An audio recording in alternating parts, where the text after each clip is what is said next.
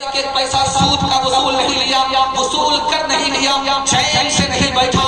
जब इसने बेटी को बेटी नहीं समझा तो मैं इस बात को बाप कैसे समझो। सच्चाई ये है कि जब आदमी हराम खाता कमाता है तो बाल बच्चों की निगाह से बिगड़ जाता है। इस बस्ती में किसी की भैंस गुम हो गई, 30,000 की भैंस। वो आया मस्जिद में दुआ करता है, मालिक अगर भैंस दोबारा मिल गई तो 1,30,000 रुपया सदका करो। बीवी ने कहा 30,000 की भैंस है और 1,30,000 रुपया तुम सदका करोगे। तो बीवी से कहा तुम खामोश रहो, पहले भैंस तो मिलने दो, उसके बाद तुम्हें फूटी कौड़ी किसी को देने वाला। खबर हदीसों में जिसकी आई वही जमाना बारहा है, ज़मीं भी तेवर बदल रही है, फलक भी आंखें दिखा रहा है। हाथ बांधे खड़े हैं सब में, सब अपने अपने ख्याल में है। इमाम मस्जिद से कोई पूछे नमाज किसको पढ़ा रहा है। भाई का भाई रहेगा रहसन, हकीकी बेटी है माँ के दुश्मन। सर में छोड़ा इधर का दामन, बहन को भाई सता रहा है। पराए मालिक को अपना समझे, हराम को भी हलाल जाने, हराम को भी हलाल जाने। गुनाह करे और कमाल समझे, गुनाह करे और कमाल समझे। पता दुनिया में क्या रहा है।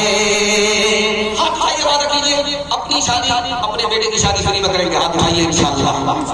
सब लोगों ने हाथ उठा दिया।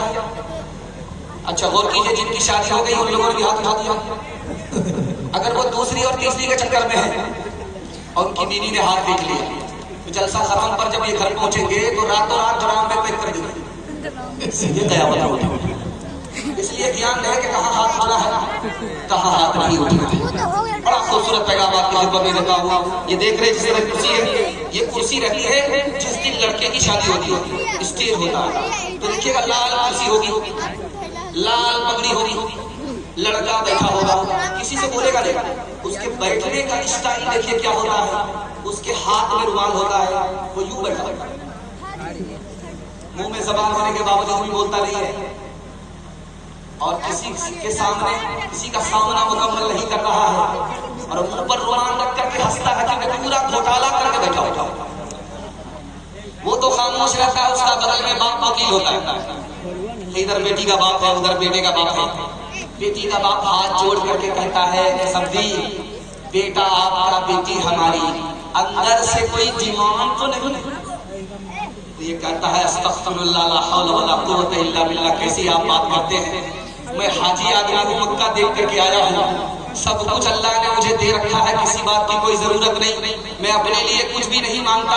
अगर 4 चक्का दे दीजिएगा तो आप ही की बेटी आएगी और जाएगी। सुभान। काम भी निकालना चाह रहा है, बदनाम भी नहीं होना चाह रहा है। सीने पर हाथ रख करके मैं आपसे पूछता हूँ, ये जो गाड़ी मिली है किसको? बेटी दामाद को। ये बच्चे वाली भैंस मिली है किसको? बेटी दामाद को। ये डबल डबल सामान मिले हैं किसको?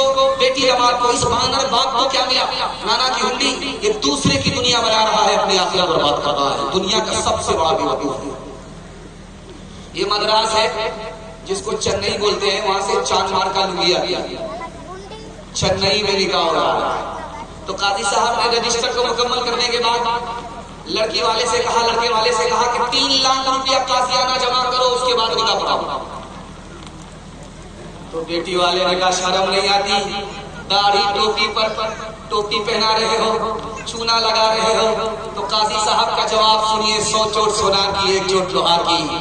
एक शादी में तुम लोगों ने 30 लाख रुपया पानी की तरह बहा दिया और पसीना छूटता है 30 लाख रुपया जमा करने में, कमाने में। और एक शादी के फैशन में, एक शादी की रवायत में तुमने 30 लाख रुपया पानी की तरह बहाया। जब तुमको शर्म नहीं तो हमको भी शर्म नहीं। 3 लाख रुपया काजियाना पहले जमा करो, उसके बाद बात। आखिरी नमूना आपकी खिदमत में, रात में लड़की को फोन करता है लड़का, मैं कल सुबह बारात लेकर के आ रहा हूँ, तुम्हारे बाप ने वादा किया था 4 चक्का देने का, खरीद लिया कि नहीं? तो लड़की उसको